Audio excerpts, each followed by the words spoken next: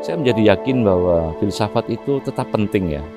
Kenapa? Karena filsafat itu hanya melatih berpikir secara bertanggung jawab dan independen. Sesuatu yang di Indonesia saat ini sangat dibutuhkan ya, karena banyak orang hanya ikut arus saja begitu. Padahal untuk memaknai hidup ini, kita harus berpikir sendiri dan mempertanggungjawabkan pemikiran itu. Dan dengan begitu kita lalu hidup ini memiliki makna ya, dan syukur-syukur hidup ini lalu berguna bagi sesama kita.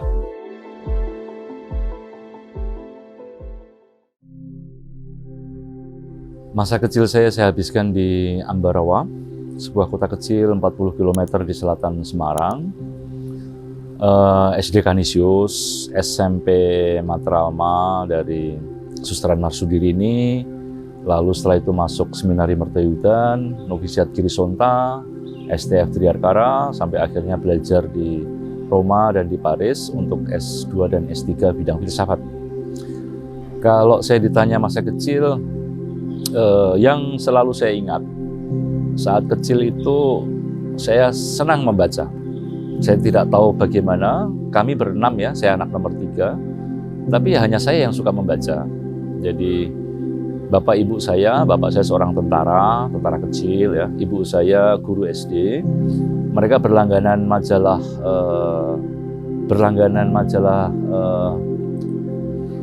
apa itu bahasa Jawa itu saya lupa namanya, Praba atau apa begitu ya, dan berlangganan Suara Merdeka.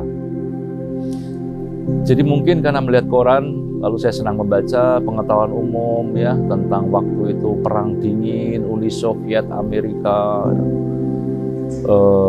Lalu saya suka diskusi ya, ngomong dengan teman begitu ya. Lalu saya ingat itu ibu saya waktu itu sebagai kepala sekolah SD, waktu itu mendapat jatah drop-dropan buku-buku dari kementerian, buku-buku yang bagus di perpustakaan. Nah lalu kalau saya lagi libur sekolah, saya ikut ibu ke sekolah, saya bawa pulang gitu. Karena ibu saya kepala sekolah, saya bawa pulang 10, 15, 20 buku.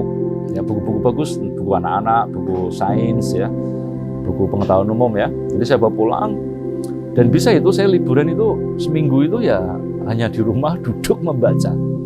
Jadi kalau teman-teman itu suka main layang-layang ke sungai, apalah begitu, saya itu hanya di rumah baca, asik begitu ya. Dan seminggu itu habis 10-15 buku itu. Maka nanti saya ikut ibu saya lagi, ambil lagi 10-15-20 buku, dan saya baca lagi sampai habis. Jadi nggak tahu gimana, saya memang dari kecil suka membaca, dan sekali lagi itu di rumah hanya saya gitu ya. Kakak dan adik saya nggak hobi membaca. Nah lalu yang saya ingat juga dari masa kecil itu ketika SMP. Di Susteran itu ada guru yang membosankan untuk semua teman-teman, namanya guru sejarah. Jadi kalau bapak ini mengajar sejarah, dia kan hanya kayak membaca buku begitu ya, delujur begitu ya, kayak hanya membaca buku menceritakan tentang revolusi Prancis, tentang ini, tentang itu. Teman-teman saya itu pada ribut sendiri, pada ngobrol sendiri, pada tulis-tulis begitu ya, macam-macam. Dan Pak Guru Sejarah ini kayak nggak mau tahu, jadi dia tetap aja menerangkan, tetap cerita begitu ya, meskipun muridnya kacau begitu. Dan saya ingat, saya sepertinya satu-satunya yang mencatat semua kata-kata dari guru saya itu, karena menurut saya menarik. Menurut saya apa yang dikatakan Pak Guru waktu itu, Pak Hadi namanya ya, menarik. Sehingga saya excited, saya catat semua mengenai revolusi Prancis, mengenai negara-negara Eropa. Sehingga nanti ketika ujian, ya tentu saja nilai saya yang paling bagus begitu. Jadi nilainya bisa di atas 90 ya, karena saya hafal semua ya. Saya ingat semua yang diceritakan Pak Hadi itu ya. Jadi itu dua pengalaman kecil ya waktu SD SMP yang spontan itu kayak keluar begitu ya. Jadi memang hobi membaca, lalu meminati pengetahuan kayak sejarah itu memang ya mungkin bisa dibilang by nature begitu ya. Secara kodratiah muncul begitu ya. Karena sekali lagi orang tua saya sederhana ya, bapak ya, tentara kecil, ibu juga guru SD begitu ya. Tapi mungkin karena mereka membaca koran ya, mungkin dari situ lalu saya kayak semacam ikut-ikutan pengen begitu ya. Dan mungkin juga karena mungkin hobi lain saya adalah itu ngomong-ngomong, diskusi ya. Debat sama teman SD atau teman SMP. Kami sempat bikin klub belajar begitu ya, untuk ya terutama jawab soal-soal begitu ya. Nah, saya senang itu memahami sesuatu, lalu menerangkan pada mereka, lalu diskusi berdebat begitu ya. Dan itu berlanjut ketika saya di seminari. Di seminari itu ada yang namanya sidang akademi. Nah, itu saya senang ya dengan acara itu karena ada perdebatan mengenai topik-topik dan saya selalu meminati acara itu ya, sehingga mungkin agak over juga ya, lalu saya itu dianggap orang yang tukang kritik ya. Ya saya kira ada benarnya ya, karena saya memang suka mengkritik ya. Mungkin caranya yang keliru ya, sehingga lalu kadang-kadang teman-teman merasa tidak nyaman dengan saya. Tapi untunglah lalu kemudian saya masuk novisiat, lalu saya diberitahu ya, tahu ya, tapi jangan seperti itu, caranya harus diperbaiki ya. Maka saya lalu memang mengubah sedikit cara saya mengkritik ya. Maka ya mungkin dari pengalaman-pengalaman begitu lalu saya cocok ya, lalu menulis buku, kemudian saya mengajar ya seperti sekarang ini, dan saya menikmati ya profesi itu.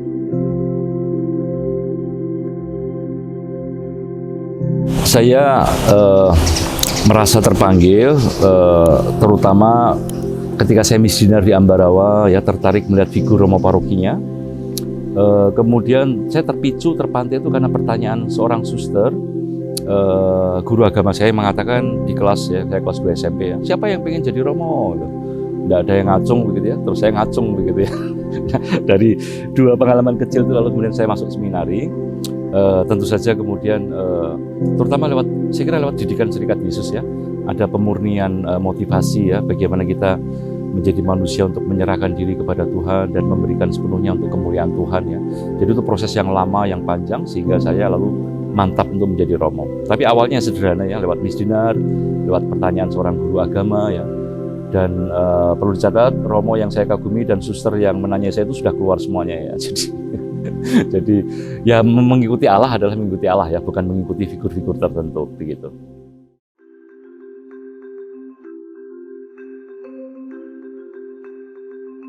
Kalau saya ditanya tentang hobi menulis ya, harus saya akui sejak awal ya, ketika SMP, SMA sebetulnya saya tidak ada bakat spesifik untuk menulis begitu ya.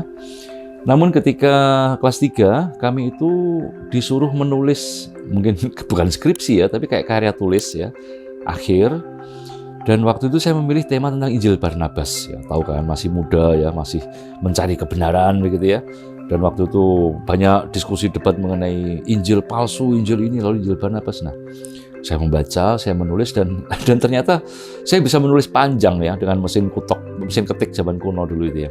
Jadi itu mungkin bukti pertama ternyata saya ada bakat menulis ya, meskipun saya tidak suka menulis di majalah atau apa. Nah, lalu ketika menjadi frater, pernah saya diminta magister untuk menyarikan pengalaman-pengalaman peregrinasi atau peziarah dari teman-teman. Lalu saya menulis ya, saya menikmati, saya senang waktu itu, dan semacam saya menemukan cara untuk membahasakan pengalaman-pengalaman unik dari teman-teman yang ada yang ditangkap polisi, ada yang kelaparan nyolong jagung di ladang orang, macam-macam begitulah. Lalu ketika di STF saya merasa bisa menulis, maka saya menjadi redaksi majalah Triarkara ya. Dan lalu saya mengedisi sebuah buku dari majalah Triarkara, lalu dijadikan buku, diterbitkan Gramedia waktu itu. Jadi pelan-pelan saya menemukan ternyata saya bisa menulis ya. Meskipun sekali lagi kalau ditanya bakat menulis, saya tidak cenderung yakin mengatakan bahwa saya berbakat begitu ya. Nah, lalu terakhir ketika saya sudah S2, lalu saya mulai mengajar di STF, saya itu kayak tertampar ketika bertemu Romo Sindunata ya, penulis Anak Bajang Menggiring Angin ya. Setio, kamu harus menulis buku. Kalau kamu menjadi dosen, kamu harus menulis buku. Nah, saya tuh, waduh, saya itu baru pertama kali itu saya terpantik ya, bahwa betul ini saya harus menjadi penulis buku ya. Maka hasil kuliah saya tentang Nietzsche 1 semester ya, lalu kemudian saya olah selama 3 bulan, 6 bulan, akhirnya itu menjadi buku pertama saya, dan itu diberi kata pengantar oleh Romo Sindu ya. Dan terus terang saya bangga, saya senang dengan buku itu ya. Dan kemudian ya berlanjut ya sampai sekarang ya, karena sekali lagi ini berkaitan dengan profesi saya sebagai pengajar.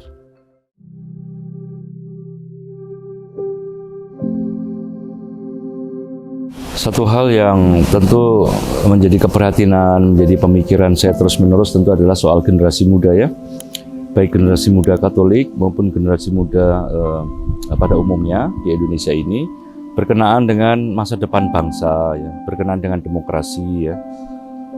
Dulu saya ketika mahasiswa saya sangat aktif ya, ikut kelompok diskusi, gerakan-gerakan ya yang melawan Orde Baru.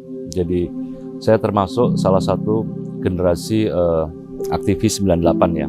Tentu sebagai frater waktu itu cukup terbatas ya cakupannya ya. Jadi hanya diskusi lalu membantu teman-teman yang di penjara ya. Maka ketika terjadi gerakan reformasi, saya sangat mendukung gerakan itu untuk demokratisasi di Indonesia dan untuk hidup yang lebih baik bagi bangsa Indonesia ini. Maka saya sangat excited ya. Saya sangat senang ketika reformasi berhasil, lalu kita mengalami hidup demokrasi selama ya 26 tahun akhir-akhir ini ya. Dan tentu saya sangat kecewa ketika melihat situasi akhir-akhir ini kita menjadi makin otokratis ya, semakin kembali ke ya hal-hal yang menurut saya feodal begitu ya. Dan saya tentu sangat sedih ya, saya prihatin untuk anak-anak muda ya. Kalau ke depan situasi politik kita seperti ini ya, bagaimana nasib bangsa ini dan bagaimana kedudukan kita di antara bangsa-bangsa ya. Saya kebetulan pernah lama belajar di Italia, di Perancis ya, saya melihat bagaimana demokrasi itu ya memang tidak ada rezim ideal ya, tapi rezim itu yang membuat orang itu bisa flourishing, bisa berkembang sepenuhnya sebagai manusia. Kalau Anda senang jadi tentara, jadi polisi, jadi wartawan, jadi seniman, jadi apapun ya, dan negara itu memberi peluang kesempatan yang sama kepada semua orang. Maka soal penegakan hukum, konstitusi ya, pemilihan umum yang jujur dan adil itu semua adalah penting. Demokrasi harus kita rawat ya, karena ini demi masa depan terutama anak-anak muda. Jadi saya sangat punya keprihatinan di situ, maka saya menulis buku-buku itu sebetulnya juga ada concern itu. Jadi barangkali bisa dibaca di buku-buku itu bahwa saya selalu berusaha membela demokrasi. Saya sadar bahwa itu bukan rezim yang ideal, tetapi itu rezim yang paling kurang buruknya, sehingga paling adaptable, paling bisa diadaptasi oleh masyarakat Indonesia yang sangat majemuk ini ya, yang sangat berbeda-beda ini.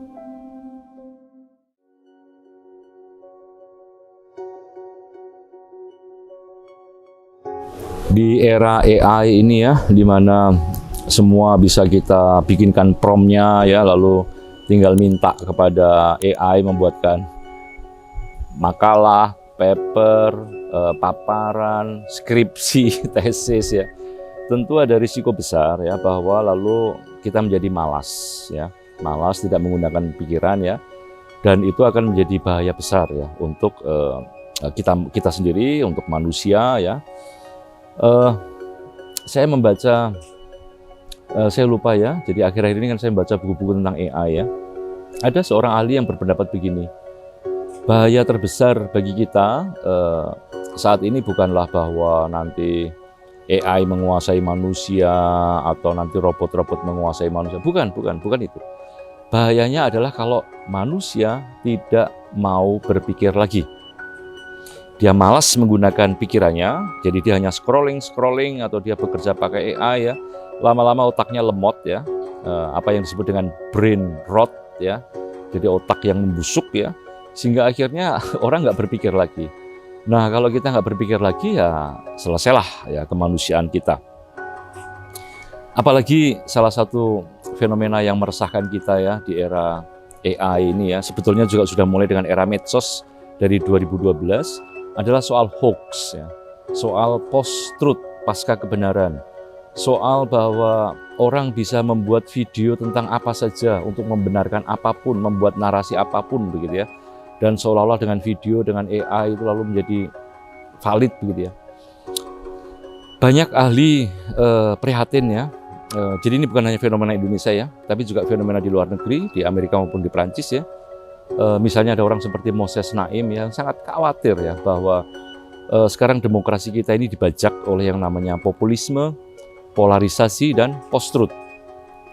Populisme artinya ide-ide politik hanya disederhanakan pada isu-isu gratis, isu-isu sederhana. Misalnya masalah Indonesia ini kan rumit ya, ada pendidikan, ada kebudayaan, ada ekstraksi segala macam.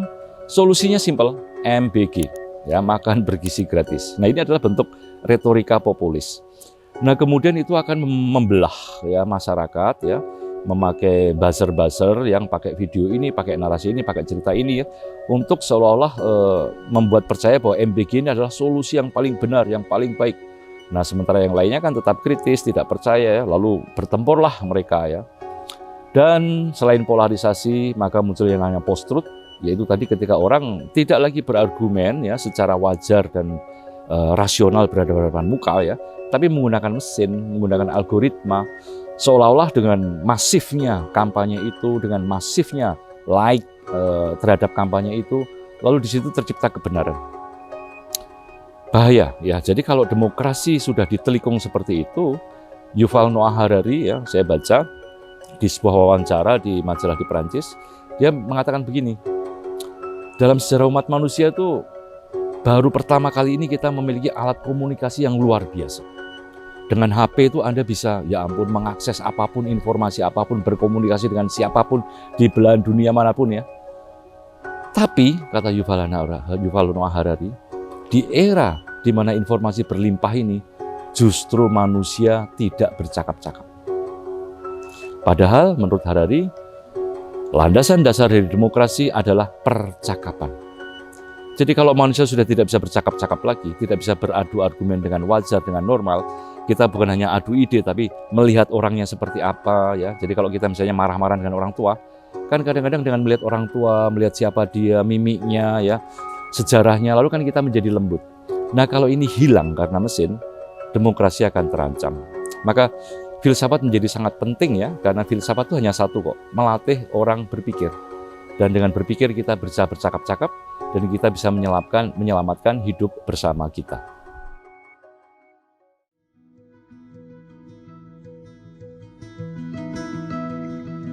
Selain mengajar, lalu menulis buku untuk Canisius, tentu saja saya menjadi pemimpin redaksi di majalah Basis, majalah kebudayaan, juga lalu membuat aktivitas-aktivitas diskusi ya untuk sekolah Basis, aktivitas diskusi dengan teman-teman di Utan Kayu, lalu dengan Salihara ya, diskusi tentang filsafat ya. Tapi di luar itu, saya tentu tidak lupa bahwa saya adalah seorang imam ya. Maka saya di rumah menjadi rektor untuk para frater-frater Yesuit yang belajar filsafat. Ini tahun ke-6 saya, tahun terakhir ya. Jadi saya berusaha mendampingi mereka dalam perkembangan mereka sebagai anak muda, sebagai calon religius ya. Lalu tentu saja saya juga menjadi semacam pastor paroki untuk komunitas Katolik Perancis di Pejaten secara reguler ya sejak 2008 ya, paling tidak sebulan sekali ya saya misa untuk mereka, mendampingi katekese untuk anak-anak komuni pertama, penguatan ya, atau profession de foi, sesuatu yang tidak ada di kita. Lalu tentu saja juga ya kalau ada umat yang mau konsultasi ya, tapi secara umum tentu yang pokok adalah misa untuk umat Prancis. Lalu juga saya mendampingi sebuah LSM ya, Life Project for Youth di Cilincing, sebuah LSM Prancis yang berdiri tahun 2010. Saya membantu mereka mendapat tempat di Cilincing, lalu saya mendampingi volunteer-volunteer Prancis di Cilincing ya. Mereka bekerja khusus untuk memberikan kursus-kursus agar anak-anak usia putus sekolah, anak-anak sekolah yang putus ya, usia 16 tahun sampai 21 tahun, diberi kursus selama 6 bulan, 9 bulan, sehingga mereka siap untuk bekerja mendapatkan UMR. Saya sudah mendampingi sejak tahun 2016 ya, jadi secara reguler saya ke Cilincing, mendampingi anak-anak ini, dan terutama volunteer-volunteer Prancis ya, ada 2, 3, 4 anak Prancis yang ada di kampung sana. Kadang-kadang mereka saya undang di sini untuk diskusi ya, berbicara mengenai pekerjaan-pekerjaan mereka. Mengapa saya tertarik seperti itu ya, tentu karena Serikat Yesus mengajak kita dengan universal apostolik preferences itu ya. Salah satunya adalah berjalan bersama mereka yang tersingkirkan ya, termarginalkan ya. Maka bagi saya ini adalah pesan dari Serikat Yesus, tapi juga memang bagi saya senang ya bekerja untuk anak muda, membantu anak muda menemukan masa depan mereka.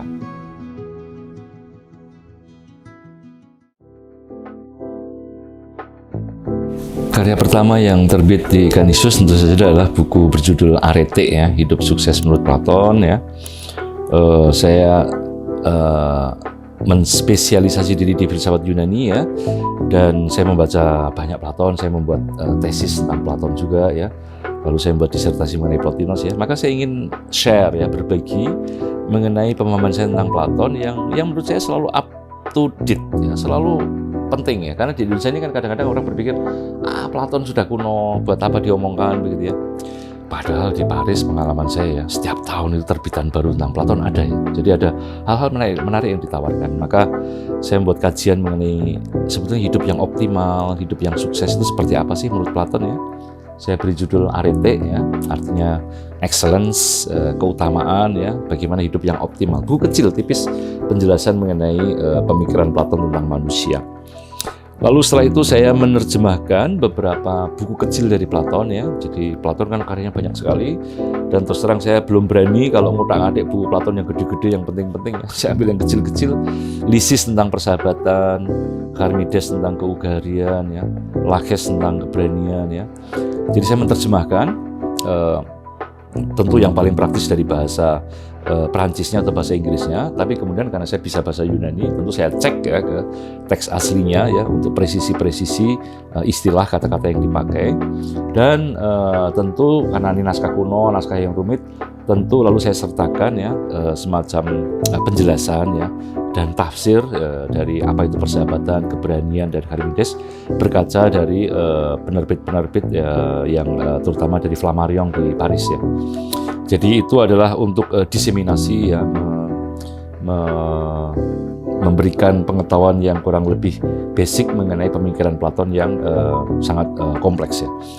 Lalu saya menerbitkan satu teks tentang Paideia, karena di Indonesia ini banyak kebutuhan mengenai pendidikan ya. Tentu berkaca khususnya kepada Platon sekali lagi dari buku The Republic yang beberapa kali saya kuliahkan di STF, seminar bersama mahasiswa. Jadi saya di situ memaparkan bagaimana pendidikan Platon yang komprehensif menata jiwa maupun menata tubuh ya, maupun bagaimana pengetahuan harus diberikan ya. Dan saya berharap tentu para pendidik terutama ya bisa menikmati karya itu dan syukur-syukur mendapatkan inspirasi dari situ. Lalu buku lain tentu ada Nietzsche yang awalnya diterbitkan di Galang Press, tapi kemudian saya tarik dan saya minta diterbitkan di Canisius dengan beberapa pembaharuan ya. Lalu buku Ataraxia tentang Stoa, ini juga masih buku klasik ya, yang saya nikmati. Saya sebenarnya sudah bergulat dengan Stoa itu dari tahun 2004 ya, tapi nggak begitu paham. Baru kemudian tahun 2012-2014 ketika saya mengajarkannya, pelan-pelan saya paham ya. Lalu ketika saya di Paris, saya mendapat banyak buku, saya baca lagi, saya ngajar lagi.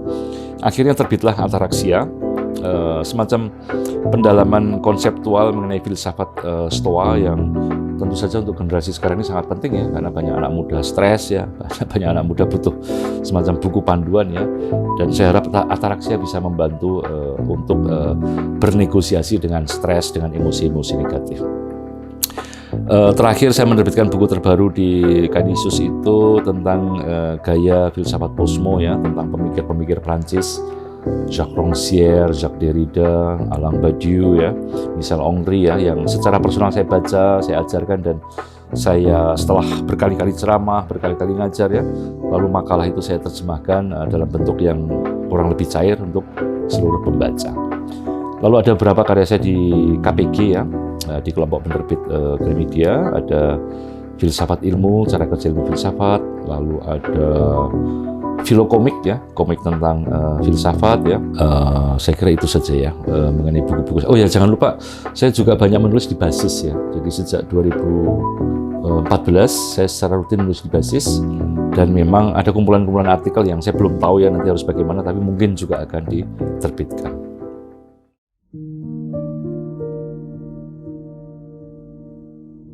Satu hal yang menarik dari awal, tapi kemudian saya kira semakin kesini semakin nyata itu ya, itu soal kebaikan yang dirumuskan Socrates secara enigmatis seperti ini. Tidak ada orang berbuat jahat secara sengaja. Jadi Socrates mau menerangkan bahwa kalau ada orang berbuat jahat, berbuat ini itu, sebetulnya itu bukan intentionally ya, dia secara langsung mau berbuat jahat, enggak. Pasti itu ada semacam kebaikan yang mau dia cari ya. Cuma caranya mungkin salah atau tempatnya salah ya, sehingga lalu menjadi kejahatan. Nah, saya renung-renungkan ini memang mendalam ya, dan saya kira saya ingin ya berada di alur itu ya, bahwa kita mesti percaya ya, saya harus percaya pada yang namanya kebaikan. Pun kalau ada orang berbuat salah, berbuat jahat kepada saya mesti menimbang bahwa barangkali maksud mereka baik. Tidak mudah, terus terang, tidak mudah, tapi saya mencoba berusaha menghayati itu ya. Dan tentu ketika orang memaksudkan kebaikan, meskipun hasilnya kejahatan ya, tentu ada klaim kebenaran di situ ya. Dan saya membaca, saya menulis tentang post-truth ya, tentang era di mana kebenaran sekarang ini lebih bukan lagi soal fakta ya, bukan soal kenyataan, tapi lebih soal keyakinan ya, soal emosi begitu ya. Nah, maka saya makin melihat bahwa memang ya orang meyakini sebagai kebenaran karena itu dianggap baik begitu ya. Meskipun tadi kita sudah tahu lewat Aristoteles, lewat Sokrates ya, bahwa apa yang dikira baik itu ujungnya bisa kejahatan begitu ya. Nah, maka bertolak dari ungkapan Sokrates bahwa tidak ada orang yang berbuat jahat secara sengaja. Saya kira ini menenangkan saya ya, membantu saya untuk calm down, untuk tenang, untuk memiliki juga ya sedikit kesabaran ya, tidak buru-buru marah, tidak buru-buru mereaksi begitu ya, dan memiliki nafas agak panjang ya, karena kita tahu dalam hidup ini banyak hal terjadi, bisa membuat kita stres, bisa membuat kita frustrasi ya, kehilangan orientasi ya. Tapi yang saya pegang itu ya, jadi mari kita percaya bahwa yang utama bagi kita adalah baik, ya, hidup baik. Ya. Percaya bahwa kebaikan itu adalah yang paling pokok dalam hidup kita.